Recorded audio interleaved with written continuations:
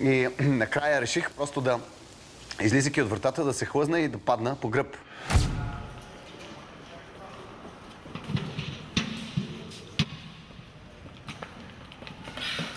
Чакай, извинявай, това се е заклещи.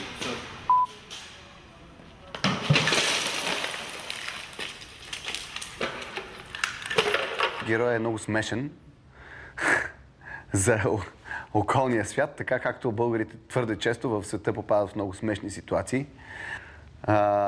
Човек, който иска да направи нещо грандиозно, а в крайна сметка то завършва с неуспех.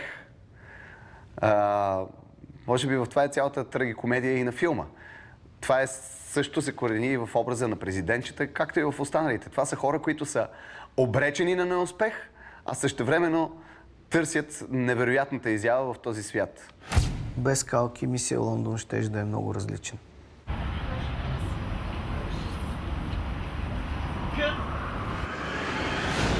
Митак е един от най-позитивните хора, които познавам.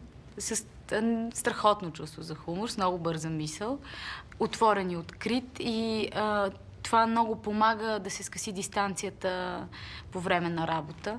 Бях силно впечатлен и все още съм от начина му на работа и енергията, с която работеше, беше изключително впечатляваща. Той имаше абсолютно ясна представа за това как трябва да изглежда филма, как трябва ние да изглеждаме във филма и какво да е посланието на филма.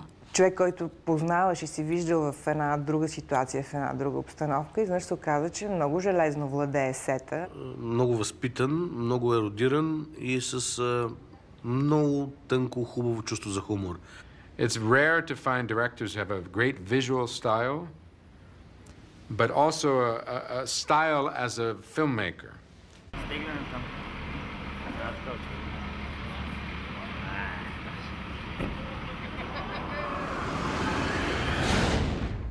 Значи, искахме нашата работа да не е натрапчива, значи операторската и режисьорската. Филма да си тече, зрителя, когато го гледа филма, да не забелязва работата и на режисьора, и на оператора, и на всеки други от, да кажем, творческият екип. При свършването на филма всеки да си остане с едно приятно чувство за една добра визия и добре разказан филм. Снимането в Лондон не е сложно само по себе си, особено с професионалисти, с каквито аз имах възможност да работя, какъвто беше екипа на мисия Лондон. Сложно беше да снимаме със средствата, с които разполагахме, защото, както е известно, нашите бюджети не са особено големи, а Лондон е едно от най-скъпите места в света.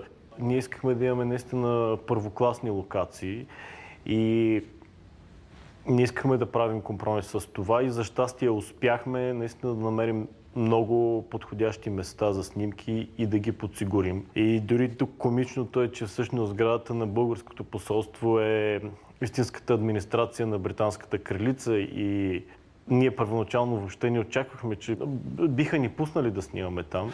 Всички, които отидохме там, в Лондон, отидохме с идеята, че трябва да го направим това нещо, колкото и да ни струва като компромиси това нещо. И беше много готино, че целият и технически екип, и актьорите, всичките се раздаваха до последно.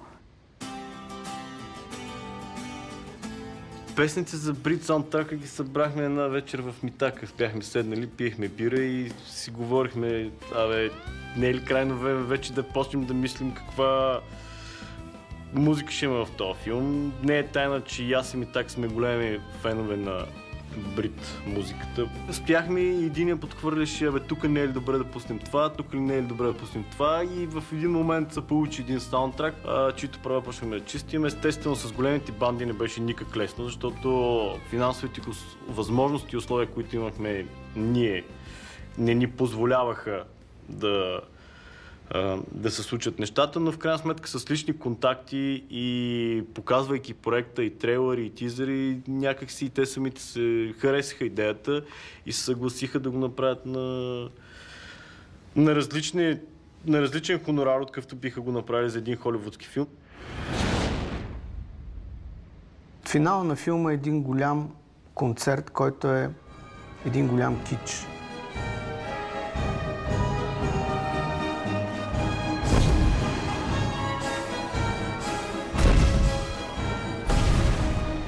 funny. I loved it. The chopping off of the head, just when I saw it, when we shot it, I fell over laughing. I couldn't stop laughing. I thought it was so funny. Точно това исках да вкарам във филма, как едно нещо може в очите на едни хора да изглежда много стойностно и много важно като събитие, а всъщност то да бъде един помпозен и необуздан кич.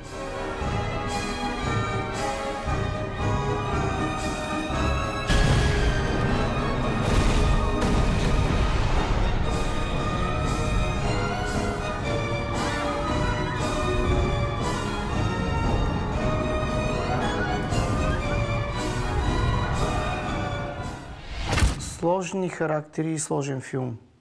На пръв поглед смешен, но всъщност много сериозен и тъжен. Напоследък много често ми задават въпроса за успеха на филма и дали съм очаквал той да има такъв успех. Ако кажа, че съм очаквал, ще излъжа. Знаех и се надявах дълбоко в себе си, че Мисия Лондон ще бъде един от най-успешните нови български филми. Но никога не съм вярвал, че това ще стане не само най-гледания филм, най-гледания пред много американски блокбастери. До момента са го гледали около 400 000 зрители. Мисия Лондон показа, че когато предоставиш един качествен продукт на публиката, тя откликва, намира пари, отива и го гледа. Още когато снимах филма, бях дълбоко убеден, че трябва да направя един филм от тази история, който да е много отворен за широката публика. И бях абсолютно убеден, че точно такъв филм липсва на българското кино и че той е много важен за българското кино, защото ще възстанови връзката между зрителя и киното.